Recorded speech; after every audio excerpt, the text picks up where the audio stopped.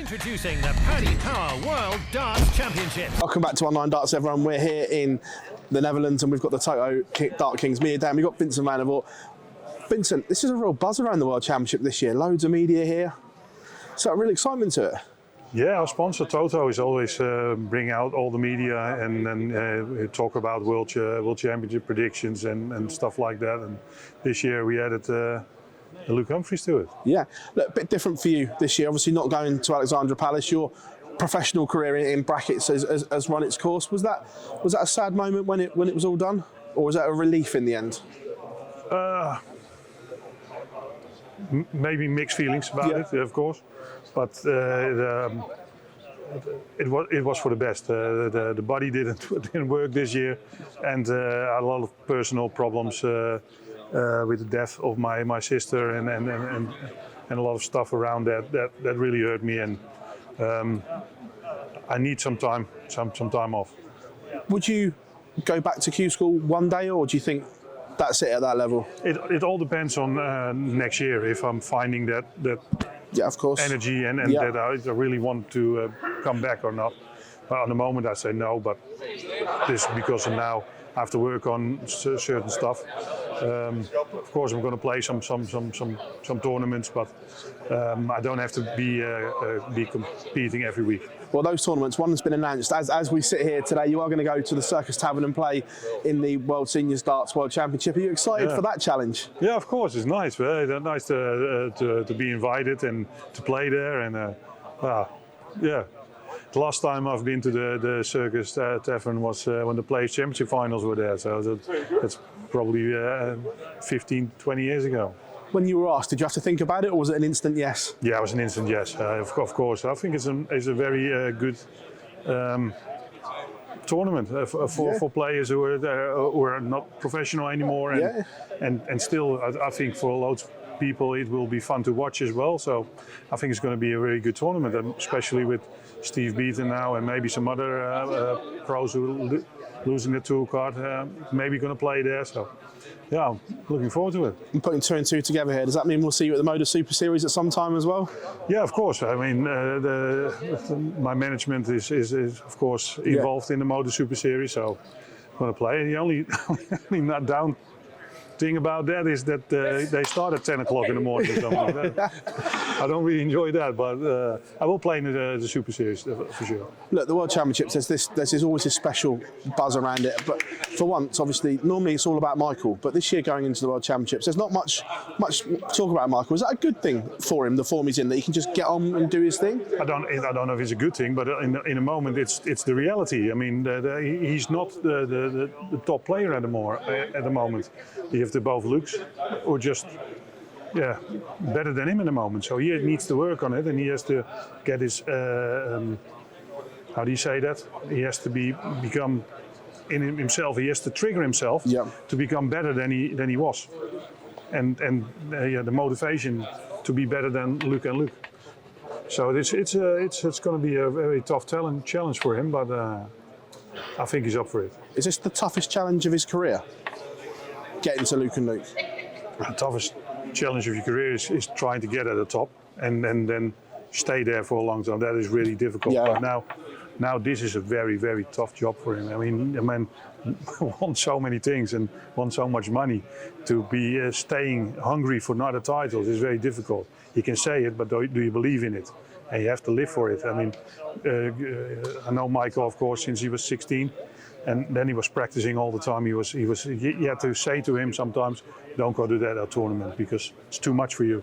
And now you have to plan it, and you have to say, you have to play more. Of course. Yeah. You have to practice, and because everything went for itself, and now he knows it, and he knows he needs to practice more. He needs to live for it more, and you can't go to a tournament on Friday and thinking, Saturday I have to be good. The tournament starts on Monday, thinking about who are you going to play Saturday, and you want to destroy that person. Not winning only, you have to try and destroy everybody who's coming in front of you. Getting that fear factor back in players. But you have to believe in it, and you have to work hard for that. But darts is changing at the moment. We're seeing more and more changes, more and more tournaments added. Everyone's saying it's a good thing, but when you strip it back, obviously you talk about injuries and stuff like that. Is it a good thing the way darts is going and the direction it's going? It's very good for darts that there's a lot of tournaments, but you should protect the top players a little bit more. So you have to, in my opinion, you have to make the world ranking more important than it is right now. So players like Humphries, Van Gerwen, and when you're in the top 8, you can skip some Pro Tours and it doesn't affect your ranking as much. Now you have to be good in every ranking, because or else you're missing out of the Players Championship final, you're missing out of the Euro Tour, or you're not high enough in the Pro Tour order of merit, so you have to play on the Friday. And if you play Premier League, you have to play Friday. So you have to make sure you're in every ranking high, and that's almost impossible. We went to the whole schedule, and if Michael wanted to play everything next year and come deep in every tournament, you're around 250 days away from home. And that's impossible. You speak so passionately about darts. And I know you said before the PDC probably wouldn't like it, but would you like to get involved more in the management of the sport with the PDPA and stuff like that? Was that something that you'd like to do? Because you speak very passionately about it. I've never thought about that. I mean, if the opportunity comes, I have to look at your function and I will decide. I mean, you have to have some input then. And not that they listen to you and they don't do anything about it. Then it's a waste of time. But I think the sport is great as it is, but it could be a lot better. Look, you spoke on the changes to the Euro Tour last year that it wasn't great. Do you think it worked, or do you think it was for the detriment as you thought it was in January? Of course, it also two ways. It worked because we had a very good Euro Tour season. But for the players outside of it was almost impossible to get in. Yeah. So the top 32 who played the European Championship, there were only 3 players outside of that group that qualified. So you don't get new players in.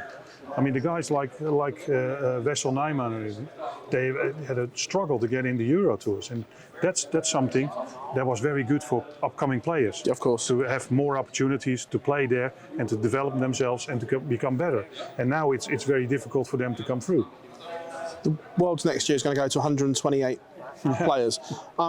Is darts ready for this, or is this just purely to make more money because the ticket sales are in demand? Is it ready? Do we have 128 players across the world ready to do this? I think we have 128, but the World Championship is not 128 best players in the world who play there.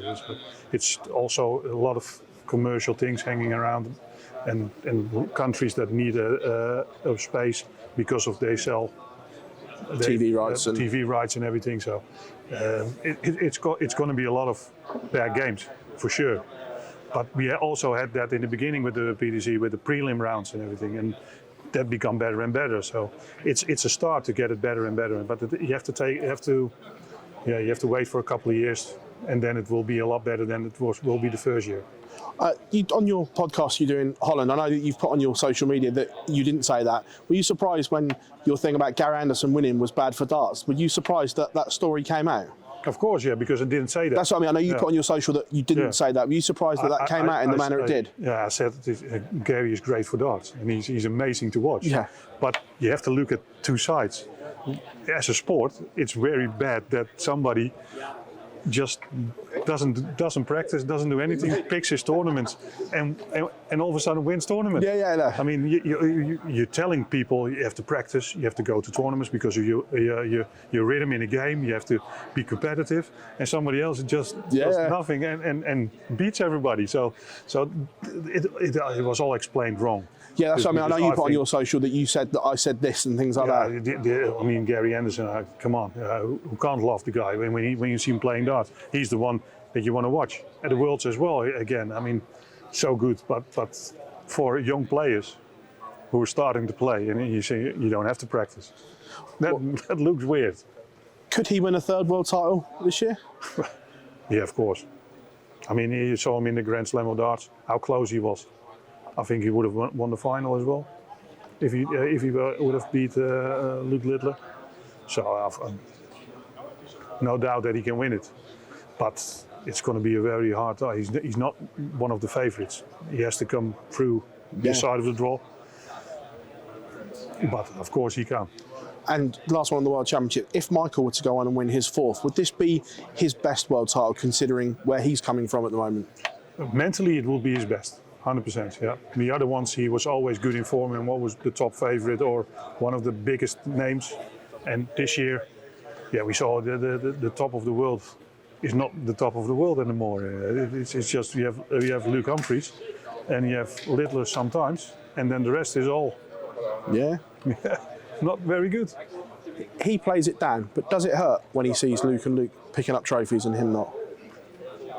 I think so, and it should, because if you're as good as Michael, you need to be hurt when everything is around some other players. Well, you've been the top dog for 10 years. If it doesn't hurt, then there's something wrong with him. You saw Michael at 16, you've seen Luke Littler at 16. Is there comparisons, and do you see a lot of young Michael in Luke? They're completely different characters, but you can see the throw and everything. But Michael was at that age, it was amazing to watch. I practiced with him back then, and I saw some matches that I thought, how is this possible at that age? But Luke did a step above that, because how he handled it this year, I think it's very good.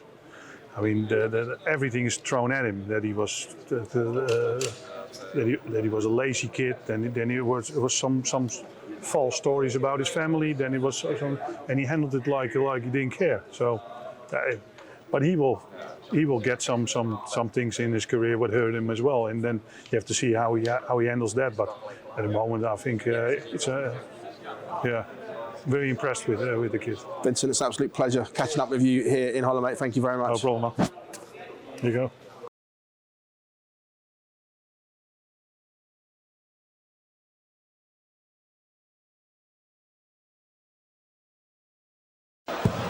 One.